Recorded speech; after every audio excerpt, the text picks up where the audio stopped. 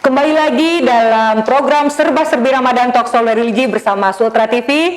Masih bersama tamu istimewa kami, Umi Hawaira Sugi. Beliau adalah Ketua Women Entrepreneur Sulawesi Tenggara sekaligus Ketua Dewan Pembina Jaringan Sekolah Islam Terpadu di Sulawesi Tenggara. Tadi kita sempat terpotong berbicara bagaimana kiprah Umi mengelola bisnis kuliner dengan segala suka dukanya, dengan kuot matematika langitnya. Nah, yang ingin saya tanyakan kepada beliau adalah ternyata dalam berbisnis itu ada suka duka yang harus kita lalui. Nah, suka duka apa aja sih yang ingin Umi sharing kepada saya dan juga kepada pemirsa Sultra TV di rumah? Ya, suka dukanya bahwa kita jangan membatasi.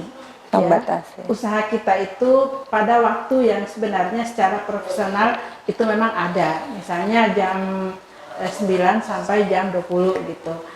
Karena ada nilai-nilai edukasi atau nilai spiritual yang harus kita ambil, bahwa saya itu biasa kalau di percetakan itu kan banyak teman-teman itu lupa pesan spanduk, baliho, sedangkan acaranya jam 8 pagi. Waduh, lembur ya? Kemana mereka harus pesan gitu. Baik. Kalau mereka punya nomor saya, biasanya itu jam 2 dibangunin. Jam 2 malam? Jam 2, Masya mereka Allah. sibuk urusan lain, oh spanduk belum gitu.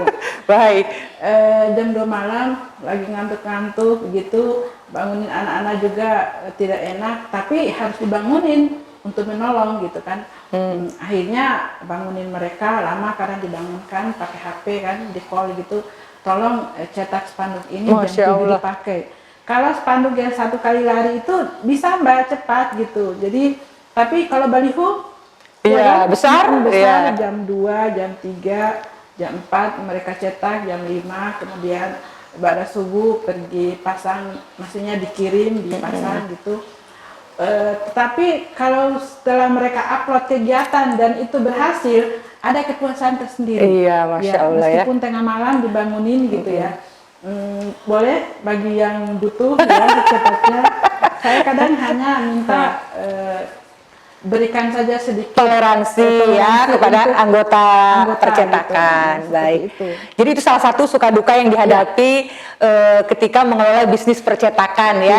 Yang kadang-kadang tidak mengenal tutupnya jam berapa begitu ya. Jam 2 malam mau nolong karena acara pagi, mau tidak mau tetap harus dieksekusi. Luar biasa. Berarti poin lagi, selain kita mendapatkan ilmu tentang bagaimana matematika langit ya, bahwa ada rizki yang dibukakan oleh Allah melalui pintu lain ketika kita memberikan rizki kita ya. Betul, Mbak. Kemudian ada juga ilmu lain, yaitu keikhlasan dan jangan terlalu kaku ketika kita dalam berbisnis ya. Kita memudahkan urusan orang lain, maka kita yakin bahwa Allah akan memudahkan urusan kita. Luar biasa. Mau dibangunkan jam 2 malam untuk membantu mencetak acara di pagi hari orang lain, itu kan berat ya. Tentunya kalau misalnya kita egois, inginnya kita istirahat, malas terganggu dengan konsumen. Tetapi Masya Allah, berpegangan pada dalil bahwa ketika kita memudahkan urusan orang lain, maka Allah memudahkan urusan kita. Dan itu sudah dipraktekkan oleh Umi Hawaira. Masya Allah, luar biasa. Orang malas karena apalagi nilainya sedikit. Betul. Utang lagi. Itu masuk lagi dalam suka duka menjadi seorang pelaku usaha. Tetapi yakin bahwa Allah lah sebaik-baik pemberi rezeki kepada kita ya. Dan karena tadi salah satu amanah yang diberikan kepada Umi, selain sebagai Ketua Women Entrepreneur Sulawesi Tenggara, beliau juga diberikan amanah menjadi Ketua Dewan Pembina Jaringan Sekolah Islam Terpadu Sulawesi Tenggara ya. Karena kita tahu beliau juga berprofesi sebagai pahlawan tanpa tanda jasa, seorang guru di sebuah sekolah dasar ya, Masya Allah. Nah, saya ingin bertanya sedikit saja di segmen yang terakhir ini tentang kiprah beliau menjadi Ketua Dewan Pembina JSIT sebagai seorang pahlawan tanpa tanda jasa. Kira-kira kiprah apa saja yang Umi lakukan di dalam organisasi JSIT Sulawesi Tenggara? Iya, kalau di JSIT itu saya senangnya itu mengembangkan, menumbuhkan gitu ya, mengembangkan dan menumbuhkan sekolah gitu. Saya suka karena memang selain sebagai salah satu founder Sekolah Islam Terpadu di Sultra, founder ya, baik. Pada awalnya kan hanya satu di sini, Di Sulawesi Tenggara pada awalnya hanya satu sekolah Islam terpadu. Iya. Oh, Masya Sekarang Allah. itu sudah banyak, ya sudah banyak. Alhamdulillah sudah berkembang. Teman-teman sudah melihat bahwa sekolah Islam terpadu ini sebagai salah satu sekolah yang memang betul-betul menyeimbangkan antara pelajaran umum dengan pelajaran religi. Betul, agama Sehingga orang tua itu tidak terlalu merasa ribet lagi mencari guru privat, ya, karena di sana udah selain belajar yang umum, ya, yang umum seperti sekolah umum, ditambah dengan ada bahasa Arabnya, ada kemudian Kurikulum religi lah, kurikulum agama Islam ya. kurikulum agama Islamnya gitu, jadi seimbang. Kemudian tentang kemandirian, karakter, semua itu menonjol. Sehingga sekolahnya ternyata bertumbuh terus. Ya, Alhamdulillah bertumbuh. ya. Kalau awalnya rata-rata, dulu kan awalnya hanya 20 siswa satu kelas. Oh, Masya Ya, Allah. hanya 20 siswa. Tahun kedua, alhamdulillah langsung 3 kelas. Tahun ketiga begitu ya, 3 kelas, kemudian 4 kelas. Kemudian bertumbuh di beberapa daerah. Dan kemarin baru launching lagi sekolah Islam terpadunya di Wanggu. Saya berharapnya itu di beberapa daerah, 17 kabupaten kota itu ada. Ada. Gitu ya. Saat ini belum ada, belum semua. Saat ini baru 12. Baru 12, berarti Iya. masih ada 5 kabupaten Masih ada kota 5 kabupaten kota yang menjadi PR. yang menjadi PR Ketua Dewan Pembina JSIT ya. Iya. Tetapi alhamdulillah artinya dalam sekian tahun belum lama kiprahnya, tetapi sudah 15 kabupaten kota yang ada sekolah Islam terpadunya. Karena kita sebagai orang tua, terutama saya sendiri, tentunya memang bagaimana kita mencari sekolah yang tepat untuk anak-anak kita itu sangat penting. Dan alhamdulillah keberadaan JSIT di Sulawesi Tenggara ini sudah berkembang sangat pesat sehingga kita tidak kebingungan lagi untuk mencari sekolah buat anak-anak kita.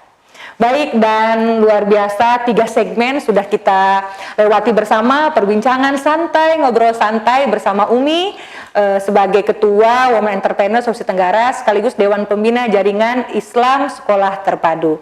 Terima kasih untuk kehadirannya hari ini, Umi. Sangat luar biasa sekali perbincangan santai tetapi syarat ilmu ya. 2 poin penting yang beliau sampaikan tentang matematika langit, tentang bagaimana kita mengasah keikhlasan kita dan bagaimana kita menumbuhkan motivasi bahwa wanita pun, perempuan pun bisa menjadi seorang pengusaha. Baik Umi, sekali lagi terima kasih dan mohon maaf apabila ada pertanyaan saya yang mungkin kurang berkenan. Pemirsa Sultra TV di rumah, kita akhiri bincang santai hari ini. Kita akan bertemu lagi dalam program Serba-Serbi Ramadan Talk Show Religi bersama Sultra TV. Akhirul kalam, wassalamualaikum warahmatullahi wabarakatuh.